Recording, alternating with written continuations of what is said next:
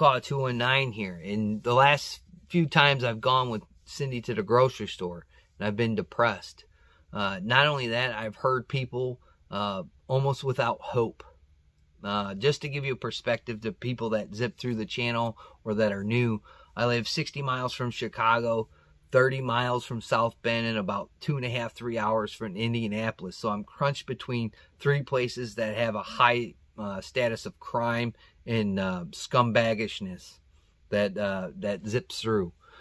So here, to see hopelessness and sorrow from these people in the grocery store, it saddens me. I believe regardless if you're on the left or right paradigms, or you're one of those freaks out there that think this country is horrible, you have the opportunity to go on social media and bitch about your government, the politicians, and then the things that they pass. Other countries don't have that luxury or that option. Usually you just get clubbed over the head, or they sick a canine on you and they chew you like a rag doll. So keep that in mind when you think how bad you have it. But anyways, so self-reliance. The first year we were on the property, we saw little to nothing. No action. No nothing. So I took some tips and some tricks from the internet, some people that I know, and there's been abundance of animals, whether it's squirrels, rabbits, deer, birds, you name it, it's all here. It's not easy. Self-reliance is not easy. A lot of people think gardening's easy. No, it's not. Especially when it's an outside garden. It's a little bit easier to control inside, but an outside garden, it's a little tough, especially here in the Midwest, especially Northwest Indiana. So I look at it as I'm fortunate. Not everybody can get fortunate like this. This place just dropped in our lap, and it's been beneficial. The people that lived here before, they weren't, let's just say, environmentally friendly. So it took a lot of cleaning up and a lot of things to get it to where it is today. And the people that will live here after us, they should be happy. They're gonna see a lot of action, and they're gonna witness some cool stuff that they probably have never seen before. But in the end, I hope when we move, I can go back into this kind of process and build the next piece of property up. Again, I look at it as when I go to these stores and there's nothing on the shelves, I kind of think to myself, thank God I'm self-reliant to a certain extent. You know, we hadn't bought eggs in 3 years. When I see ground beef for almost $8 a pound, I come home and I have 60 pounds in my freezer of ground beef. It's beneficial. It saves. Not only that, you know, when we go to the grocery store, we're only picking up odds and ends, whether it be a can of pasta sauce, shells and cheese. Everybody was kind of laughing about the video because I got shells and cheese. Tell you, I can't find that stuff on my shelf. You know, and with being self-reliant, we can afford to get something name brand if it's on the shelf, because we're not spending all this money on other aspects. I mean, a big portion of people's budget is meat, whether it be pork, beef, or chicken. And we have all that, except for pork. I'm not a huge pork guy, but if we want pork, we can kind of get pork because we have the funds to do it, because we're not spending outrageously on the budget for all those other things. I think that's what should be beneficial, that you should look at, is your cost for groceries will go down. And then when you do go to the store, you're really not fighting those long lines. I mean, we sat in line for about 20 minutes, 27 minutes, I think it was. Really long line, 27 minutes.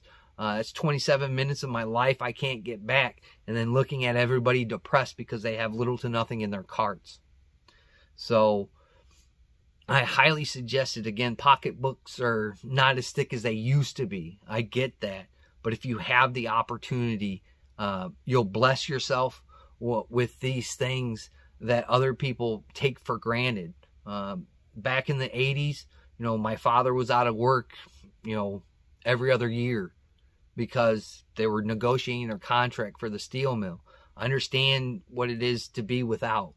When I'm sitting on the picket lines with my brother and my mother while my dad's holding a sign trying to get a better opportunity for himself and for his family. I've been there. I've ate the government cheese, as they say. I've been there. But this is different. This is different. Again, we're not fighting for a contract. We're fighting for freedom. We're fighting for the ability for the pursuit of happiness, life, liberty, and pursuit of happiness. That's what we're fighting for. You know, so if you want to say we're fighting for a contract, that's the contract we're fighting for. We live in a first world country. We live in the best country. We live in a place where we have so many brilliant minds that need to be let go, so we can do these things to get on top of it. I'm so tired as an American depending on other countries to either feed me or give me the things that are enjoyable in life, when I know here at home we can do it. And I see it at the grocery store. And I see it in just the aisles of all their just merchandise. And it saddens me, because I know what I fought for, what my father fought for, what my grandfather fought for, what my friends have fought for, my friends that have died. And this ain't it. And it's sad. Self-reliance is something that will really benefit you. It'll give you a little extra dollars in your pocket, and it'll take stress off your life. And it's done that for me and Cindy, where we don't have to depend on the government, or we don't have to depend on the wall store to feed us, because we can do that. I'm going to tell you right now, it cost me $65 for a license, $130 for a crossbow, and $10 for some broadheads. And I got well over 150 some pounds of meat. That's beneficial. When you go and look at the prices at the store, a pound of ground beef is $7. 3 pounds is almost $20. Beneficial, self-reliant. And I would rather have that opportunity to do it. When I go out in my garden and I can pick what would cost, $17, $18 in vegetables, where it didn't cost me much but just to buy packets of seeds, or save the seeds from the previous year I planted and save those seeds from what I've harvested then. Pretty much self-reliant. With the chickens, ain't buying eggs in 2-3 years. That's great. Hopefully I fix that chicken coop so they'll start laying here. Sometimes they don't lay in the winter as much. But at one point I was getting 15 eggs a day. Not only that, I was selling them because I had so many. And that's another little extra thing of income. So think self-reliance. Again, look at these pictures. That's what I've witnessed. And I've witnessed this the last couple of times I've gone with Cindy to the grocery store. It's depressing. And I don't like to be depressed. And I don't like to see other people depressed. When I heard that lady sit there and say that there's nothing on these shelves, so we have to go to another store, I think to myself, now you're going to burn a tank of gas. Because if this is how this grocery store is, the other grocery store down the street is going to be like this. And you're going to have to go in the next city away, or the next county. And I don't know about you, gas is $3.30 a gallon here, $3.27, if you want to be technical. I'm telling you, we're living in times that I think we don't need to be living in. I think this country is great. I think there are great minds here. They need to be unleashed. They need to be stopped being held from getting to the point where we were just years and years ago, where things were abundant. It wasn't that cost setting, where it was costing families a fortune to get a small meal on their plate. When they start telling you your Thanksgiving is going up a certain percentage, that should tell you that there's something wrong in the country, when they're telling you how much your meals are going to cost you. Because I know what my meals cost me, and all they cost me is my time and effort. That's it. I work a 9-to-5 job. That pays bills. Cindy works a hell of a job being a dispatcher. So, everything is beneficial. Everything is beneficial to us. And we try not to take things for granted. We look at the bigger picture. And I hope you're looking at the bigger picture, because I am, and it's depressing when I have to go to the store and see this. Look at these pictures. It's horrible. You know, these are just common things that I could get any time. Now all of a sudden we can't get it. Fine, I'll get it myself. But the one thing you have to understand about self-reliance is you can't let the government interfere with your self-reliance. You can't. You have to push forth the effort to combat the government. You have to. They're not doing their job. If they were doing their job, we wouldn't have the problems. We wouldn't have these gasoline problems. We wouldn't have these food shortages. Wouldn't have to see people sit there on TV that line up to get a box of food.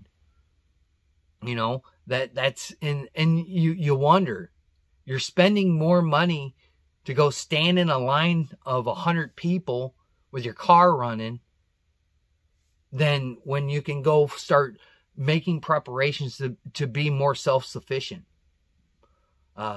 That's how I look at it nowadays. Again, I'm not getting any younger. I'm only getting older. That's the way it is. That's just the way it is. You know, it's just the way life goes. But I highly recommend that you look at some of these possibilities that will help you, that will help, you know, manage the cost and the things that you can't get a hold of in your local area. I mean, unless you have an abundance of it, kudos to you. But we don't here in this area, and that's the one thing that I'm trying to change. And I'm not only trying to change it for myself, trying to change it for my family so everybody can benefit for it. Again, this is a hunting, fishing, and farming community. A little bit of that farming community is dying out. The younger generation don't want to take the burden of farming fields. They want to do other things like depend on grocery stores or technology, something of that nature. They're not really looking at the grassroots thing that goes on in this area. And it's saddening because one day it'll be gone. And then that's all you'll have is Bare Shelf Biden, the Wall Store, and all the other food chains. You know, look at it that way. I wish the younger generation would get their head out of their ass, as they say, and start looking at what the benefits are when you're not waiting for a check in the mail or, you know, standing in a line at a grocery store, and you can just go outside, enjoy nature, and enjoy picking stuff out of your garden and opening up your freezer and getting a bag of ground beef out of there or whatever kind of animal you ground up. It's beneficial. I hope people heed this message. I mean, you can go and buy all the freeze-dried food you want, but I'm going to tell you, there's nothing like a home-cooked meal. A home-cooked meal that you provided, that you grew, that you hunted, and all that stuff that comes with it. It's such a better feeling than sitting in a line of a grocery store looking at everybody's small portions in their cart and then listening to people feel hopeless. So I hope you've learned stuff from my hunting videos. I learn something every time I go and do it. My successes and especially my failures, and I build upon it. And that's what we can do. The same with gardening. I've learned about my successes and I've learned about my failures. And I've, you know, built upon that.